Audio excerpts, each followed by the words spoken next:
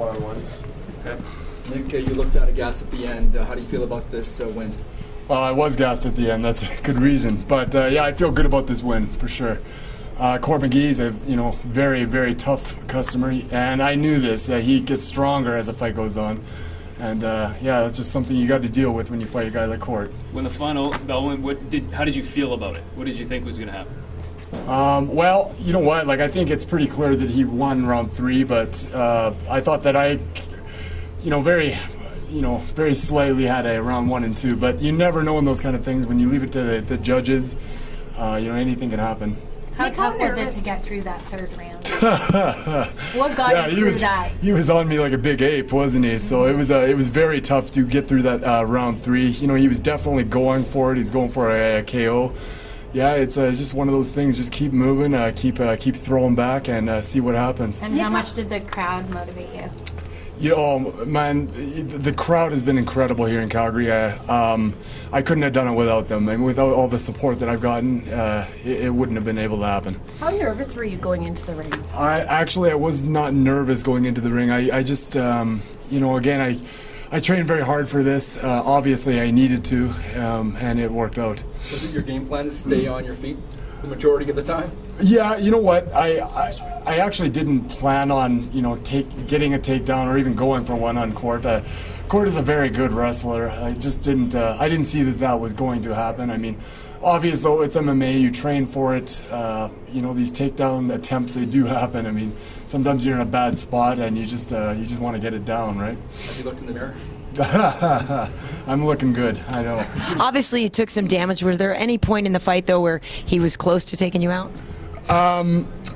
You know what? I definitely took some damage. I don't feel like I was, ready to go out or anything like that. Again, it was just kind of one of those things. Okay, just keep going, keep pushing, keep moving, and keep firing back. And conversely, were there times where you thought, "Oh man, I almost have him"? No, I didn't feel like I really had Court at any point. But however, I remember when I broke his nose. I thought that was a good time to put some of the pressure on, right? But he wasn't really giving me any availability for he kept moving as well, so it was hard to go for anything too substantial. You talked about in the pre-fight interviews how much you guys have both grown and changed since your days on The Ultimate Fighter. How much was Court like the old Court today, and how much was he a new Court? I felt like he was nothing like the old Court. If anything, he's just gotten stronger. More pig-headed, more. I guess more aggressive. His hands are definitely a lot stronger than back when we fought on The Ultimate Fighter. And any looks you thought you showed him tonight that he may have been surprised with?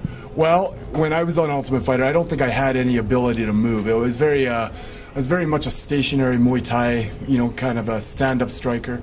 What I've added to my game is a lot better of, footwork and more head movement, for sure. Could you tell us what you think you did in rounds 1 and 2 in order for you to get this decision? Well, I think it was just more or less, providing movement and, whereas he was working very hard and pushing forward. I think that I was able to, outmove him and then get crisper shots. With so much anticipation, hype around this fight, how rewarding is it to get this result? With all the anticipation that I had for this fight, for me to pick up a W on it, it's very, very, very rewarding. I can't even describe how rewarding that was. And with the win under your belt, what do you think is next? Well, you know what? I think I'm going to. I don't know what's going to be next for me right now, but I'm going to take the week off, kind of thing, get back into the gym, and just start working on my game again. Evaluate what I did right, what I did wrong, and start working from there.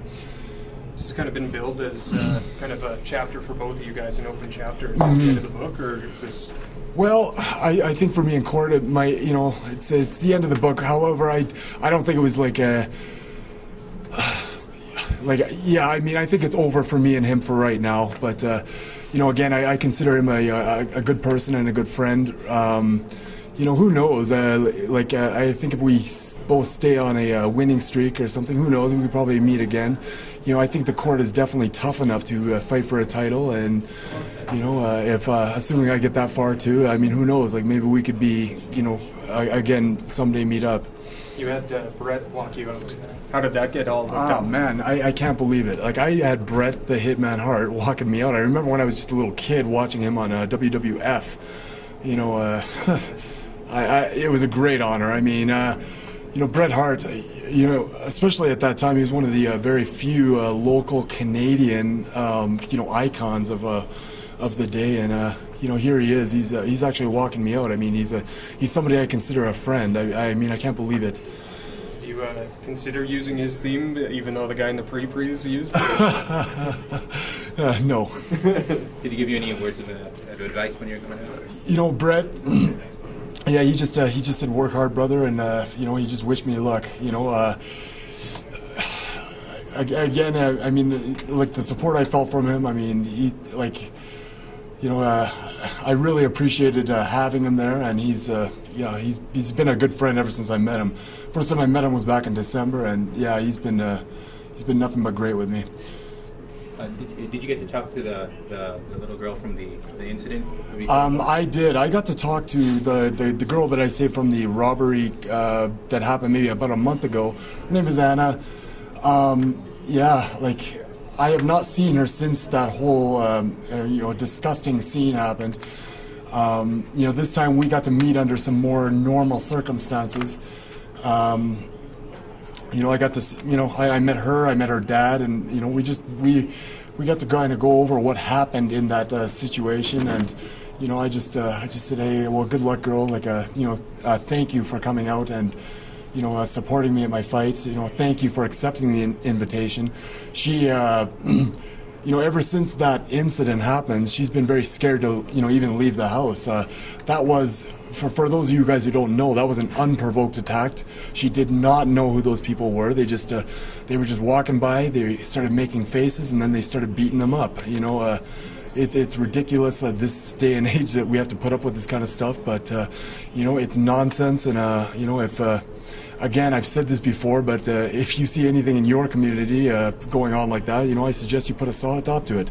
All it takes is a phone call, guys. So, you know, and this case, I mean, I was really happy to actually meet the victim and see that she was all right.